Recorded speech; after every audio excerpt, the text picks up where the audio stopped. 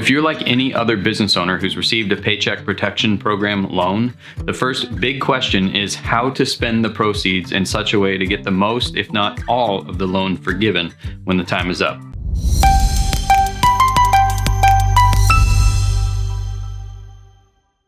Now, there's been a lot of people speculating or trying to work out some scenarios based on the CARES Act and the clauses within that stipulate how loans would be forgiven and how that determination would be made. But just recently, the SBA and the Treasury released the actual forgiveness application form. So we've linked to that below, so you can go take a look at that yourself. And also at Transfigure, we put together a simple spreadsheet that you can use to track your spending and to actually use as a tool to fill in the SBA forgiveness application. Now, this is not perfect, and there's definitely a lot that you need to pay attention to your specific business purposes, but we're gonna walk you through what we put together and how you can use it for your business. Now that the SBA has released the loan forgiveness application, we have a lot more clarity on how that will be calculated and how you can spend the proceeds in order to maximize that loan forgiveness. So we took this application the SBA provided and all the different calculations that they're saying you need to factor in, and that will be part of determining how much of your loan will be forgiven, and put together a simple spreadsheet that you can use to enter your specific information and get an estimate on how much and to what extent your loan will be forgiven. We're going to walk you through how to use that tool right now. First, you need to start by entering your actual PPP loan amount. Next, enter all of the employees that were employed during the qualifying period. So for most business owners, I expect that will be all of 2019. So this is going to be the same information you provided in order to calculate and apply for your original PPP loan. The next thing you need to do is grab the average weekly hours for each of these employees and drop that into this column. Now that's going to calculate the full-time equivalency of each of those employees and then total it all together to determine your initial baseline full-time equivalency that comes into play later on the forgiveness side. Next, these are some notes to keep in mind as you fill out each weekly tab with your specific information. So first of all, the covered period begins the date your PPP funds were received. So that's the initial date you need to pay attention to. Next, we have each of these tabs on the spreadsheet set up to where you can enter the payroll information. But it's important to keep in mind that depending on how and when you process payroll, whether it's weekly, bi-weekly, every 2 weeks, once a month, or whatever frequency you use, that you fill in the expense information only for the week that you're actually incurring the expense. So that way, if you use it correctly, then all of our other calculations in the spreadsheet will function and work as intended. So let's look at the first week here as an example. So week 1, first start with inputting your dates for the coverage period. Next, you're going to want to select how frequently you process payroll. Again, weekly, bi-weekly, twice monthly, or monthly. Now, this is important because we need to be able to calculate the annualized compensation for each employee and ensure that they're under the $100,000 annualized cap. So based on what you select here, it will update this formula automatically to tell you, how much of the wages that you enter here are going to be forgivable.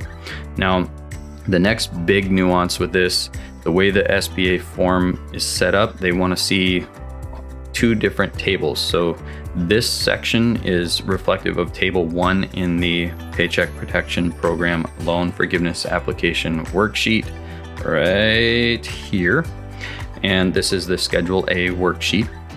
And what they want to see is all of the employees in 2019 that were paid equal to or under $100,000 on this table. Now, this is the 2020 wages for employees that were paid less than $100,000 in 2019. So you need to pay attention to that. We have these notes right here to call that out. And then table 2 should be all employees in 2019 that were paid over $100,000. You need to enter their payroll information here for 2020 and specifically for the coverage period. Next, if you have owners that were paid over $100,000, you can enter their information here. If you're going to use loan proceeds for mortgage interest, you can enter that here. rent, lease payments here, and your utilities payments here. Now, you don't have to use the Paycheck Protection Program for these expenses, but if you want to, there are some limitations on how much as a percentage of the total forgiven amount you can spend on these expenses in order to still maximize forgiveness. So as things progress, again, we recommend filling in each one of these weeks as you actually incur the expenses. And you'll see there's 8 different tabs here for each of the 8 weeks. All of this information is then used to calculate what you need to provide on the Paycheck Protection Program application here. And this corresponds to PPP Schedule A. As you can see right here, this is Schedule A. So this grabs all the information you entered on your weekly information here and totals it in such a way to where these fields reflect what you need to enter on the application here in line 1, 2, 3, 4, and so on. And you'll notice line 1, 2, 3, 4, and so on. One important distinction and nuance here is line 3 determines the wage reduction, and that is a big impact on how the loan forgiveness will be treated for your loan. So if you did make wage reductions for your employees, that is not factored into our spreadsheet, and it's going to require some extra calculations.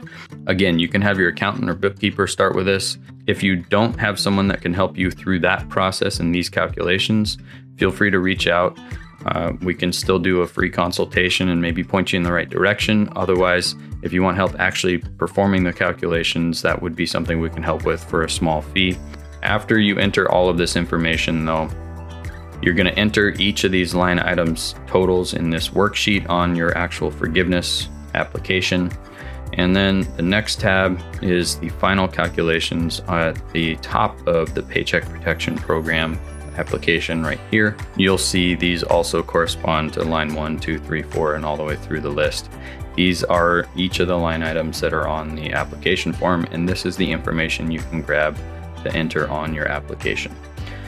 Now, finally, one thing we want to underscore and really emphasize is all of this is provided for information purposes. We believe it should be accurate for what you're going to need, but you need to make sure that you're verifying everything with your accountant, banker, attorney, or bookkeeper to make sure that you're entering all the information correctly. So please, please, please verify your information, verify the calculations that you're putting in here, and make sure that they are accurate for your business.